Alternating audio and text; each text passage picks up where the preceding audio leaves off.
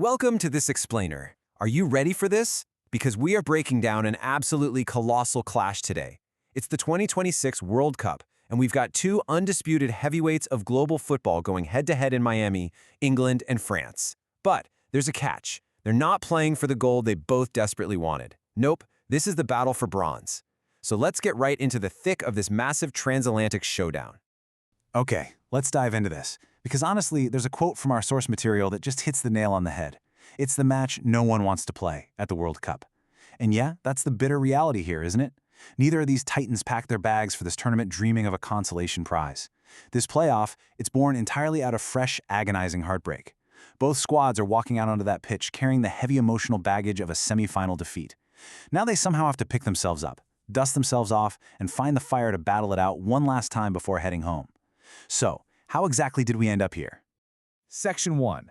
The Bronze Match Blues. We're looking at two wildly different but equally devastating ways to get knocked out. For France, it was basically a complete offensive blackout. They lost 2-0 to Spain, and honestly, the Spanish defense just put on a masterclass. They completely suffocated the game, barely giving the 2018 champions even a sniff at the goal. But then, you think about England. Man, their heartbreak was so sudden. They were literally 10 minutes away from a World Cup final. 10 minutes. And then came this agonizing late-game collapse against Argentina. Enzo Fernandez tied it up in the 85th minute, and then Lautaro Martinez drove the dagger in during injury time. So we've got two entirely different types of tragedy leading right to the exact same third-place playoff. Section 2. France's Golden Boot Quest. But hey, heartbreak definitely doesn't mean a lack of motivation, especially if you're the French squad. Just listen to this number, 0.3. I'll just let that hang in the air for a second. Let the sheer weight of that statistic sink in. For a team absolutely stacked with world-class attacking talent, a number like that is just staggering. And this brilliantly illustrates exactly why that tiny little number matters so much. That 0.3, that was France's expected goals, or XG, against Spain in the semifinal. According to the data, that was literally their worst attacking performance in 60 years. Just think about the sheer firepower on that pitch. Kylian Mbappe, Ousmane Dembélé, Michael Olise, and they were just completely neutralized by Spain. This historically dreadful showing demands immediate redemption. You just know this front line is going to be incredibly hungry to prove that the semifinal was a total fluke, and they're going to want to run riot against England. So the crucial point is how this thirst for team redemption ties perfectly into individual glory. Because really, this match is basically Kylian Mbappe's direct personal shootout with Lionel Messi for the tournament's golden boot. Right now, both of these global icons are sitting on exactly 8 goals. But the tiebreaker? It comes down to assists, and Messi currently has the edge, 4 assists to Mbappe's 3. With Messi having to face that incredibly stubborn Spanish defense in the actual final, Mbappe has a massive opportunity here. He needs to rack up goal contributions against an English side that might just be rotating their squad.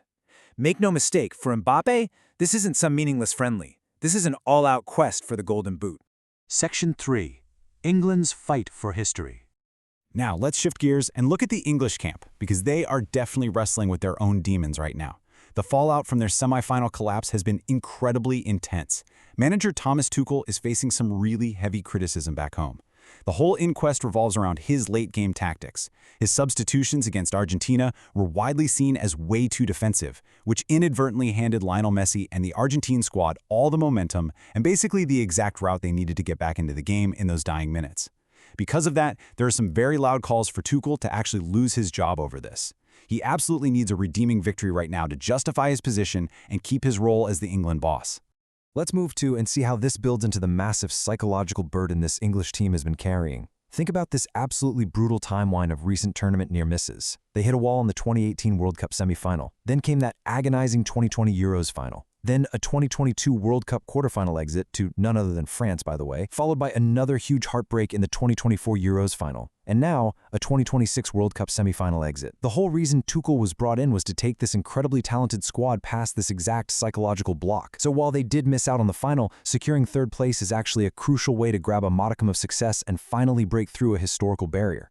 It's super easy to just assume that a bronze medal doesn't matter to a team that was dreaming of gold. But listen to this fact. Outside of their legendary 1966 World Cup victory, England has never, literally never, finished above 4th place on the global stage. A win in Miami would guarantee their highest World Cup finish in exactly 60 years. So for this specific group of players, and definitely for a manager fighting for his very job, a bronze medal is absolutely not something to scoff at. It's literally history on the line. Section 4. Match details and lineups. So we know the sky-high stakes and the heavy history. Let's talk about exactly what we're going to see out on the pitch. Now, what's really interesting about this is Didier Deschamps' tactical approach. Usually, you see heavy rotation in a third-place playoff. And yeah, sure, France is missing William Saliba, who unfortunately had to come off injured in the first half against Spain, but if you consider their predicted front line in that 4-2-1-3 formation, Deschamps is keeping his deadly, hungry attack completely intact. You've got Dembélé, Mbappe, and Doué leading the charge, with Olise right there supporting them. This pretty much confirms what we just talked about. France is out to completely erase that 0.3 XG nightmare, and Mbappe is hunting for that golden boot. On the flip side, analyzing England's predicted 4-2-3-1 lineup shows a pretty different approach from Tuchel. He's got a massive job on his hands, trying to lift a squad that was just 10 minutes away from a final. To fix that, he might actually rest some of his exhausted key stars, like Declan Rice and Bukayo Saka. Instead, he looks to be injecting some fresh, highly motivated legs into the mix. We're talking about players like Kobbie Mainoo, Elliot Anderson, and Noni Madueke getting the nod. And honestly, fresh energy might be exactly what England needs to match that highly motivated French attack. All right, for everyone planning their watch parties around the globe, here are the rapid-fire essential details so you don't miss a single second of the action. The match is going down at the Hard Rock Stadium in Miami, Florida. The man in the middle with the whistle will be referee Jesus Valenzuela Saez. As for kickoff times, if you're tuning in from the US, it's Saturday, July 18th at 5 p.m. Eastern.